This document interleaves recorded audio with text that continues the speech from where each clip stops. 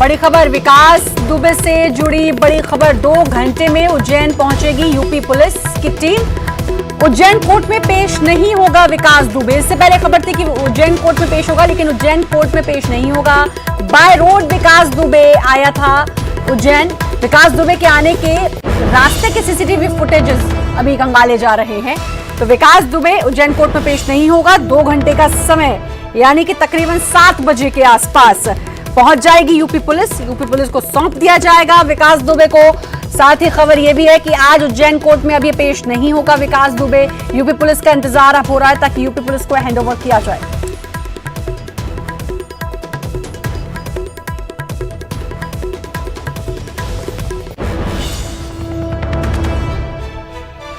विकास दुबे से जुड़ी बड़ी खबर। 2 घंटे में उज्जैन पहुंचेगी यूपी पुलिस की टीम। उज्जैन कोर्ट में पेश नहीं होगा विकास दुबे।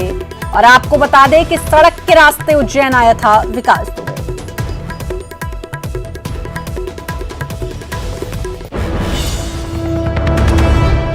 सड़क के रास्ते उज्जैन आया था विकास दुबे। जिन रास्तों से आया था अब उसके सीसीटीवी खंगाले जा रहे हैं, उसके सीसीटीवी चेक किए जाएंगे। तो सड़क बाय रोड सड़क के रास्ते उज्जैन आया था विकास दुबे। कैसे आया ये भी बात है। अगर बस से आया तो बसों की एंट्री नहीं है मध्य प्रदेश में, तो फिर कैसे आया। बहुत सारे सवाल, और शायद इन्हीं सवालों का जवाब अभी ढूंढा भी जा रहा होगा। यूपी पुलिस पहुंचेगी 2 घंटे में और उसके बाद विकास दुबे को यूपी पुलिस को सौंप दिया जाएगा। सीसीटीवी फुटेज, जिन रास्तों से विकास दुबे आया है उसके सीसीटीवी फुटेज अब खंगाले जाएंगे।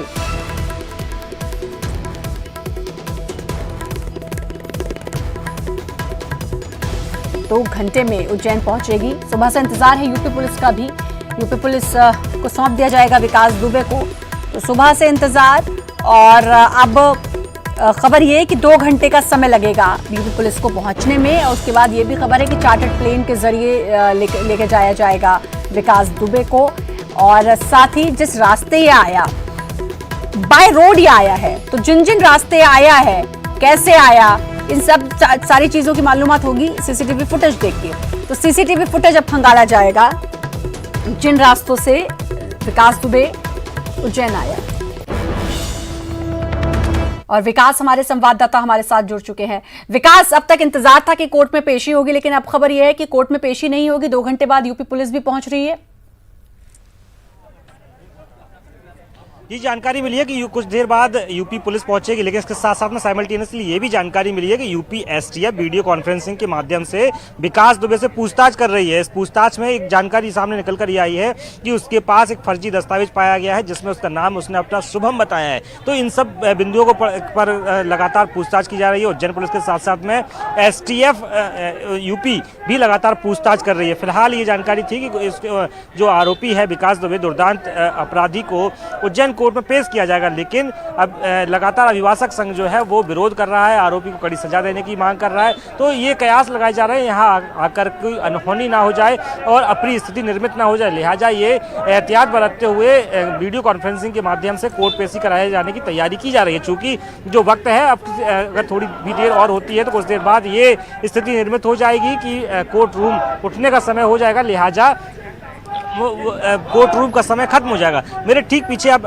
तस्वीरों में देख पाएंगे कि अभिभाषक संघ जो है वो लगातार नारेबाजी कर रहा है। गहमा गहमी की स्थिति कोर्ट रूम में बनी हुई है। जितना जो सुबह से हालात निर्मित हैं वो उसके साथ साथ में ये एक नया जानकारी ये और निकल कर आया। हर जगह आक्रोश है। इस आक्रोश में ये भी देखने को मिला कि अब अभिभाषक संघ नाराज हुआ है। अभिभाषक संघ लगातार मांग कर रहा है कि बदमाश को, आरोपी जो है उसे फांसी की सजा दी जाए। उनका कहना है कि पुलिस के हत्यारा जो है उस पर कड़ी कार्रवाई की मांग की जा रही है। कोर्ट के ठीक दरवाजे पर, मुख्य दरवाजे पर ये सभी लोग बैठे हुए हैं और मुख्य दरवाजे पर ही बड़ी संख्या में पुलिस बल तैनात किया गया है। हथियारबंद पुलिसकर्मियों को तैनात किया गया है सुरक्षा के लिहाज से।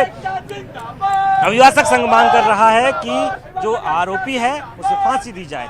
अनहोनी और जी अपनी विकास जिम्मेदारी विकास है। अभी ये भी आपने भी बताया कि सहारा जो लिया जा सीसीटीवी सकता है। फुटेजेस हैं, क्योंकि खबर ये आई है कि ये बाय रोड आया है, तो बाय रोड कैसे आया, ये बहुत बड़ा सवाल है। क्योंकि मध्य प्रदेश की बात करें तो बसेस की एंट्री पर रोक है, मध्य प्रदेश में ही अंदर बसेस नहीं चल रही हैं कोरोना की वजह से, तो बसेस की एंट्री पर रोक है। खबर ये थी कि भाई दिल्ली से वो बस में आया है, तो फिर कैसे मुमकिन है कि वो मध्य प्रदेश बस से पहुंचा है?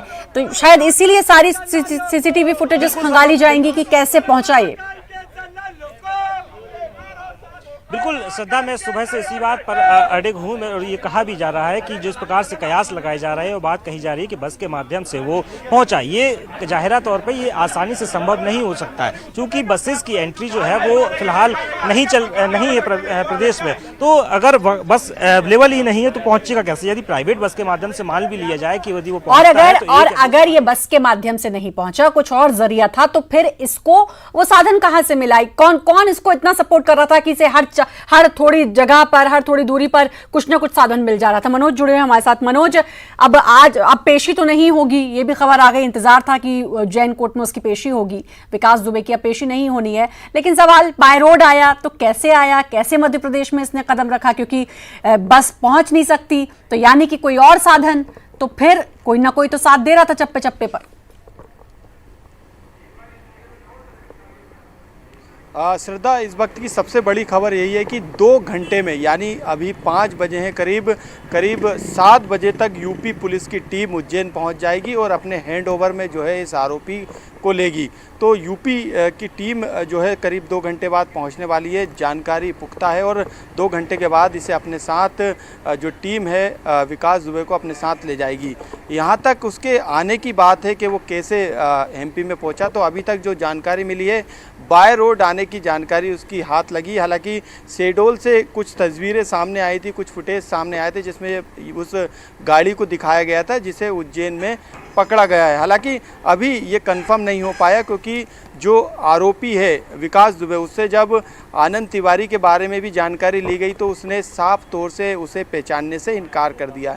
हालांकि आरोपी काफ़ी शातिर है और पुलिस को वो तमाम तरीके के बयान दे रहा है, लेकिन जो पुलिस के अधिकारी है, जो इंटेलिजेंस की टीम है श्रद्धा, वो लगातार पूछताछ कर रही है और जो जानकारी पुलिस को वो बता रहा है उस जानकारी का वेरिफिकेशन भी किया जा रहा है। आरोपी ने अभी तक जो पुलिस को जानकारी दी है उसके अनुसार वे राजस्थान के रास्ते से जो है उज्जैन तक पहुंचा है। अब राजस्थान के कौन कौन से रास्तों से वो होके आया है और एमपी में किन रास्तों से और किन ज़िलों से होकर वो किन साधनों से पहुंचा है बाय रोड, इसकी पड़ताल अभी श्रद्धा लगातार की जा रही है। लगातार पुलिस के अधिकारी मौजूद हैं और उससे पूछताछ की जा रही है और ये जानने की कोशिश की जा रही है कि जो विकास दुबे जो जानकारी दे रहा है, जो बता रहा है कि मैं राजस्थान की तरफ से आया हूँ, वो बता रहा है कि मैं अपनी कार से आया हूँ, उसका कहना है कि मैं यहाँ पे किसी के घर पे नहीं रुका था, आनंद तिवारी को उसने पहचानने से इनकार कर दिया। ऐसे में वो जानकारी जो दे रहा है वो सही है कि नहीं, इसका वेरिफिकेशन वो बहुत शातिर अपराधी है और वाकई में ये भी हो सकता है कि वो अभी भी गुमराह करने की कोशिश कर रहा हो। खैर, सीसीटीवी फुटेजेस मिलेंगे, उससे पता चलेगा कि आखिर वो आया कैसे। बहुत बहुत शुक्रिया मनोज आपका तमाम जानकारी देने के लिए। विकास, आपका भी बहुत बहुत शुक्रिया तमाम जानकारी देने के लिए। और अब रुख करेंगे 15 शहर 15 रिपोर्टर का। कुख्यात गैंगस्टर विकास दुबे की एमपी में एंट्री कैसे हुई? यूपी, राजस्थान, हरियाणा 3 राज्यों से गुजरने के बाद एमपी के मुरैना, ग्वालियर, शिवपुरी, गुना, राजगढ़, शाजापुर और देवास होते हुए उज्जैन कैसे पहुंचा विकास? पूरे प्रदेश में अलर्ट और सख्त चेकिंग के बावजूद पुलिस की निगाह कैसे नहीं पड़ी उस पर? सवाल ये कि लॉकडाउन के दौरान भी जिलों की सीमाओं से कैसे बचकर निकला ये कुख्यात बदमाश? ग्वालियर, चंबल में उनके कनेक्शन होने की बात पहले भी सामने आई थी। क्या उनकी मदद से विकास का एमपी तक पहुंचना आसान हुआ? लेकिन एमपी में विकास दुबे के 6 दिन कई सवाल खड़े कर रहे हैं। यूपी के नंबर की गाड़ी से एमपी में घूमता रहा विकास दुबे और कहीं कोई पूछताछ नहीं हुई। यूपी का कुख्यात गुंडा विकास दुबे आज उज्जैन में पकड़ा गया, लेकिन सवाल ये उठता है कि आखिर वो फिरोजाबाद से उज्जैन आखिर कैसे पहुंचा।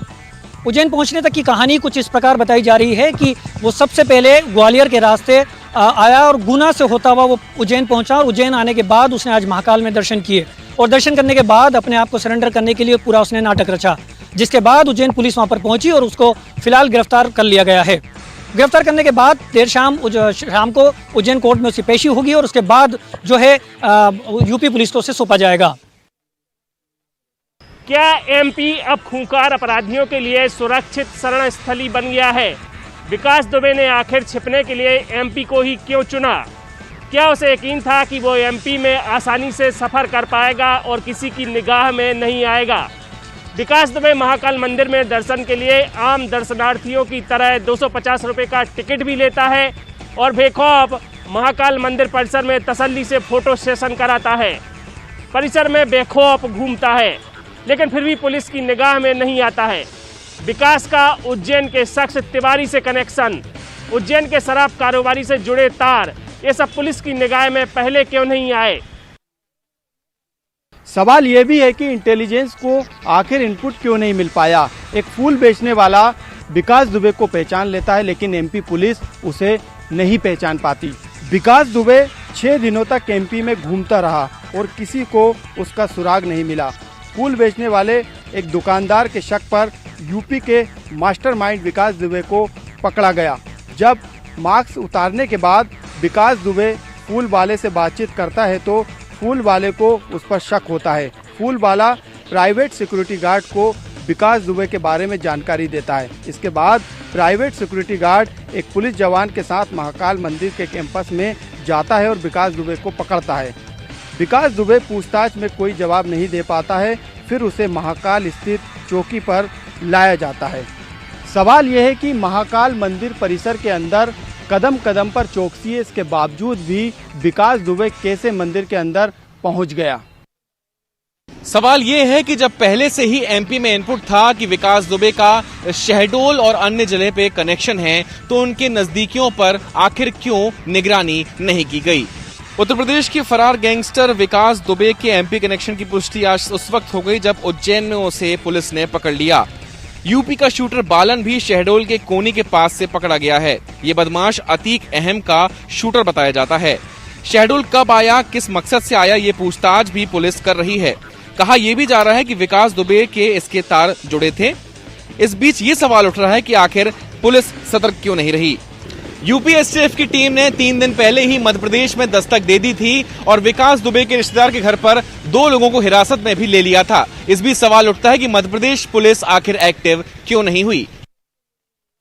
यूपी के मास्टरमाइंड विकास दुबे को क्या मध्य प्रदेश के किसी बीजेपी नेता का संरक्षण हासिल था? क्या इस पूरे मामले का पॉलिटिकल कनेक्शन भी कुछ है? दरअसल दिग्विजय सिंह ने इस पूरे मामले को लेकर सवाल उठाए हैं। राज्यसभा सांसद दिग्विजय सिंह ने इस पूरे मामले को प्रायोजित बताया है। दिग्विजय सिंह ने तो यहां तक कहा है कि एक सीनियर बीजेपी नेता की सौजन्य मुलाकात से ये सब संभव हुआ है। दिग्विजय सिंह ही नहीं बल्कि पूरी कांग्रेस इस मुद्दे को लेकर मैदान में आ डटी है। पूर्व मंत्री पीसी शर्मा का सवाल है कि आखिर विकास दुबे एमपी ही क्यों आया? विकास दुबे की कॉल डिटेल की जांच होना चाहिए। पूर्व मंत्री पीसी शर्मा ने पूरे मामले की सीबीआई जांच की मांग उठाई है और पूछा है कि क्या राजनीतिक संरक्षण के बिना कोई भी कुख्यात अपराधी इस तरीके से बेखौफ होकर घूम सकता है? सवाल जवाब राजनीति में भी उठ रहे हैं। विकास दुबे की गिरफ्तारी पर राजनीति ट्विटर पर भी तेज हो गई। मुख्यमंत्री शिवराज सिंह चौहान ने एमपी पुलिस को गिरफ्तारी पर बधाई दी। वहीं गृह मंत्री नरोत्तम मिश्रा ने भी एमपी पुलिस को बधाई दी। हालांकि कांग्रेस के आरोपों पर नरोत्तम मिश्रा ने कहा कि आखिर कांग्रेस आरोप लगाने के अलावा और कर भी क्या सकती है। यूपी में 8 पुलिस वालों को मौत की नींद सुलाने वाला विकास दुबे सुबह सुबह उज्जैन में पकड़ा गया।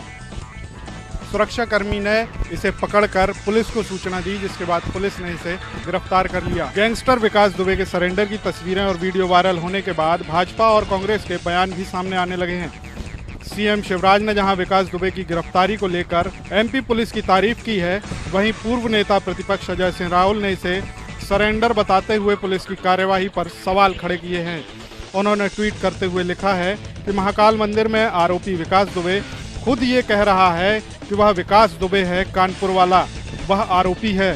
विकास दुबे को एक साधारण सुरक्षा कर्मियों ने पकड़ा और उसके बाद सुरक्षा कर्मियों की सूचना देने के बाद पुलिस पहुंची थी। जिस तरह की राजनीति हो रही है वह अपनी जगह है, लेकिन एक बड़ा सवाल यह भी खड़ा होता है कि विकास दुबे यूपी से एमपी तक पहुंच गया। बड़ा सवाल कि अब आगे क्या? पुलिस अब विकास दुबे की एमपी में गुजारे 6 दिनों की पूरी हिस्ट्री खंगालेगी। कैसे, कब और कहां से हुई विकास दुबे की एमपी में एंट्री, और इन 6 दिनों में कहां किस किस मेहमान के घर में रहा विकास, उज्जैन तक वो कैसे पहुंचा, महाकाल मंदिर में जाना क्या एनकाउंटर से बचने का रास्ता था विकास का, क्या शराब कारोबारी का भी कोई कनेक्शन है। ग्वालियर चंबल के साथ शहडोल में बताए जा रहे हैं विकास दुबे के सारे कनेक्शन। पुलिस अब इन कनेक्शन को भी खंगालने में जुटी है। यूपी के गैंगस्टर की एमपी से हुई गिरफ्तारी अब कई सवाल छोड़ के गई है। यूपी पुलिस के उसे गिरफ्तार कर ले जाने के बाद भी ये सवाल बने रहेंगे कि आखिर एमपी क्यों, उज्जैन क्यों। इससे पहले भी पुराने भोपाल में एक आतंकी को शरण मिली थी और सतना से पकड़ाया था आईएसआई का एजेंट। ऐसे कुख्यात अपराधियों के तार एमपी से क्यों जुड़ रहे हैं? कौन इन्हें मदद पहुंचा रहा है? क्या माफिया, डॉन, आतंकी और विकास दुबे जैसे अपराधियों के लिए वाकई महफूज जगह है एमपी? कई ऐसे सवाल हैं जिनका जवाब पुलिस अधिकारी नहीं दे पा रहे हैं। बस पुलिस के आला अधिकारी अपनी पीठ थपथपाने में लगे हुए हैं। विश्वविद्यालयों में कुलपति की नियुक्ति के मामले पे फंसा पेच अब भी सुलझता हुआ दिखाई नहीं पड़ रहा है। दरअसल राज्य सरकार ये चाहती थी कि विश्वविद्यालय में राज्य सरकार के अधिकार के तहत नियुक्तियां हो, लेकिन राज्यपाल के अधिकार के बाद जो नियुक्तियां हुई पत्रकारिता विश्वविद्यालय में, उसके बाद राज्य सरकार ने विधानसभा में विश्वविद्यालय संशोधन विधेयक लेके आया और वो विधेयक अब राज्यपाल के पास हस्ताक्षर के लिए लंबित है।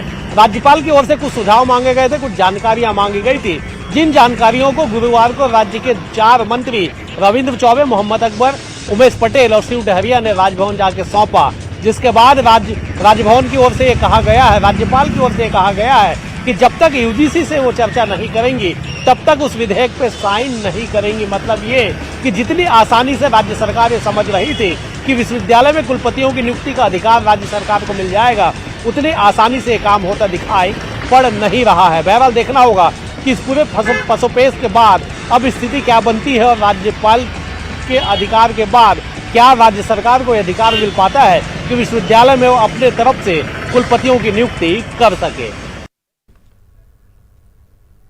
और बड़ी खबर, विकास दुबे की गिरफ्तारी का मामला, इसमें एक और अपडेट है। विकास की सूचना देने वाले सिक्योरिटी गार्ड को छुट्टी पर भेज दिया गया है। महाकाल मंदिर के गार्ड को छुट्टी पर भेजा गया। तो जिस सिक्योरिटी गार्ड ने इसकी सूचना दी थी कि महाकाल मंदिर में विकास दुबे है, अब उसको छुट्टी पर भेज दिया गया है। ये एक और अपडेट विकास दुबे के मामले से जुड़ी हुई। महाकाल मंदिर के सिक्योरिटी गार्ड जिसने सूचना दी थी कि विकास दुबे महाकाल मंदिर में है, उसको अब छुट्टी पर भेज दिया गया है।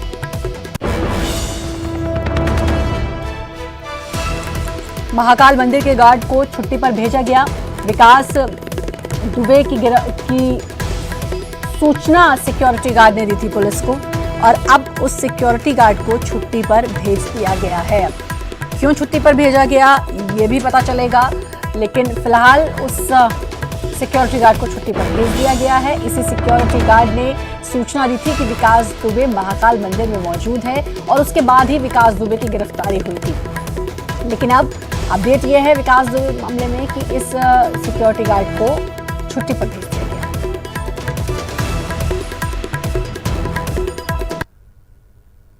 राइस मिलर के 2 कर्मचारी हैं वो बिलासपुर पैसे लेकर जा रहे थे। बताया जा रहा है कि 71 लाख रुपए जो है नगद लेकर जो इसी रास्ते से वो 2 व्यापारी के जो कर्मचारी थे वो जा रहे थे। इसी बीच जो है 8 साढ़े 8 बजे की घटना बताई जा रही है, जहाँ पे इन कर्मचारियों से 2 बाइक सवार आके जो लुटेरे हैं वो उनके आँख में मिर्च पाउडर डालकर उनसे जो बैग में रखे हुए थे 71 लाख रुपए, ये पूरी रकम जो है लूट कर मौके से फरार हो गया। हालांकि यहाँ पे भीड़ भाड़ उस समय ज़्यादा थी, लोगों की मौजूदगी के बावजूद इसके जो है इस तरह की घटना को अंजाम देना जो है किसी न किसी तरह से संदेह के दायरे में भी है। और पुलिस जो है इन पूरे मामले की हर पहलू से जांच कर रही है कि आखिर ये लोग कौन थे, कहां से आए थे और इतने पैसा लेकर कहां जा रहे थे, और अगर ये इस रास्ते से जा भी रहे थे तो लोगों की भीड़ इस रास्ते में मौजूद है। तो इन तमाम पहलुओं को लेकर पुलिस मामले की जाँच करी। जाँच के बाद ही इस पूरे घटनाक्रम का खुलासा होगा। फिलहाल जो 2 कर्मचारी हैं उनसे पुलिस जो है पूछताछ कर रही है और इसके बाद ही जो है पूरे मामले का खुलासा जो है हो पाएगा।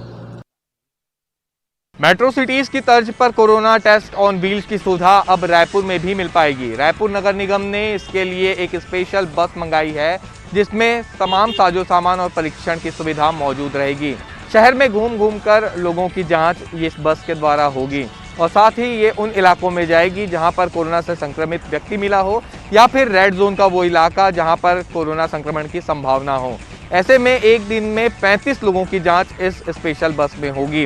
रायपुर के सीधे प्रेस कॉन्फ्रेंस का रुख करेंगे। विकास दुबे को लेकर एक प्रेस कॉन्फ्रेंस हो रही है। उप निरीक्षक के बुलेट प्रूफ जैकेट में भी गोली लगी और जब वहां जवाबी गोलीबारी हुई आत्मरक्षार्थ जब फायरिंग की पुलिस ने, तब प्रभात मिश्रा घायल हो गया, जिसे नज़दीकी कल्याणपुर CHC 12 सिरोही में लाया गया, जहां उसे मृत घोषित किया गया। इसके अतिरिक्त थाना सिविल लाइन जनपद इटावा में भी एक घटना हुई और वहां भी पुलिस और क्राइम ब्रांच की संयुक्त टीम द्वारा चेकिंग की जा रही थी। वहां स्विफ्ट कार लूट की एक घटना हुई थी। उसकी सूचना पर एक संदिग्ध कार का पीछा किया गया और जब रोकने का प्रयास किया गया तो कार में जो बदमाश सवार थे उन्होंने फायरिंग की और फायरिंग के दौरान पुलिस ने भी जवाबी फायरिंग की। उसमें एक बदमाश घायल हुआ और उसे जिला अस्पताल भेजा गया, जहां चिकित्सकों ने उसे मृत घोषित कर दिया गया। उसकी और फिलहाल इस बुलेटिन में इतना ही। बाकी खबरों के लिए लगातार बने रहिए न्यूज़ 18 मध्य प्रदेश छत्तीसगढ़ के साथ।